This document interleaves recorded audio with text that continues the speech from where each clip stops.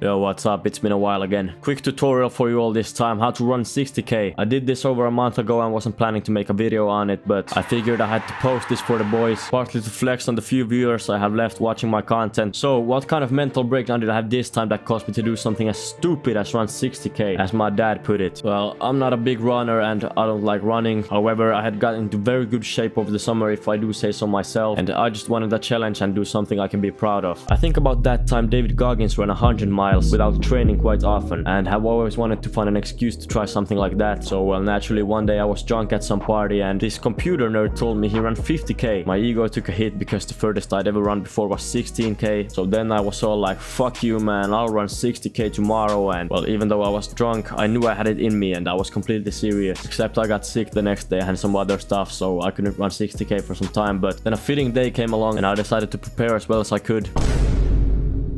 How had I prepared for this? Well, not at all. I hadn't run a single time for a month probably, so the day before showtime I ran like 8k to see which places were starting to hurt first and whatnot. I noticed one part of my foot taking hits and then my groin started chafing. Problems identified. So that's your first pro tip. Do a trial run and see what parts start to hurt. So for me, I got Vaseline in my groin and taped up my foot for the parts that were chafing. And then I did something that was quite OP, which my friend told me about. Carb loading. I should have done it for 3 to 4 days. I only did it for 1. It's basically where you eat a shit ton of carbs. You do this to build up your energy stores, which you can then tap into during the run. Also drink a shit ton of water the day before and try to sleep as well as possible. Unfortunately, I had 2 glasses of wine the night before, so oops.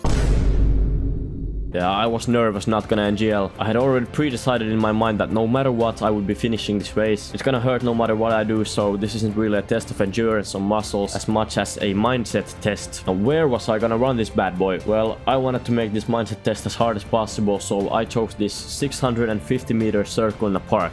And I wasn't gonna listen to any music or anything else during the run, so fuck the nervousness. I started my run. It was a bit cold and windy outside, but otherwise okay weather. The first 20k I breezed through easily. I had never run this far before and my pace was great. The next 10k were also easy. Time flew by even though I had nothing to listen to and I was feeling well and energized. I noticed the carb loading really helped here. My plan was to have a quick break every 10k, drink some sports drink, consume some calories and move on. I never stopped the timer during my breaks. 30k down and this felt easy. But oh boy, the back half of the run fucked my ass real hard. The next 10k really turned the tide. I've heard somewhere that any endurance test becomes significantly harder after around 3 hours because that's typically when your body runs out of glycogen stores. After that, your body starts to burn fat as energy and it's less efficient, so your performance typically declines. The difference was like night and day when my energy stores ran out. I still pushed myself to 40k with relative ease, but I knew at this point I was fucked. I was sure that I wasn't gonna finish this 60k. The furthest I'd ever run before was 16k, like what the fuck, it was starting to get dark outside. My time was still good, but my pace was starting to slow down significantly. During my 40k break, a savior appeared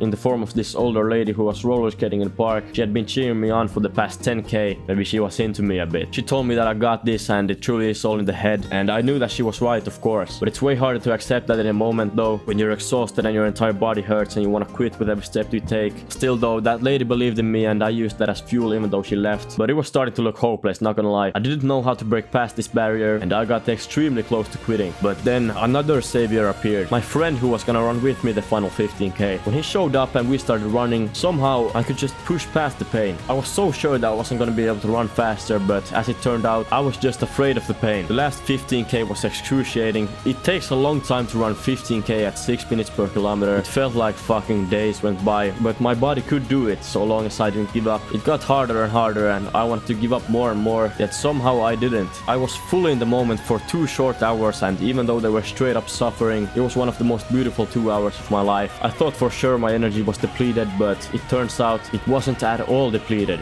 I thought the pain was gonna go away at some point. It didn't. The pain got worse and worse, but I was just able to run through it. I'm grateful to my friend who ran the last 15k with me. Without him, I don't think I would have forced myself to run that fast and realized that I could do it. And thanks to roller skate lady. Final time 6 hours 20 minutes. 2 days later, I was already back playing badminton and exercising a little. So yeah, you don't need to run some 60k like I did, but there was immense value in just doing something that fucking sucks and see if you're up for it. I wasn't planning to do a video on this, so sorry about not having any footage. I just wanted to share this experience with you. Strength before weakness, journey before destination.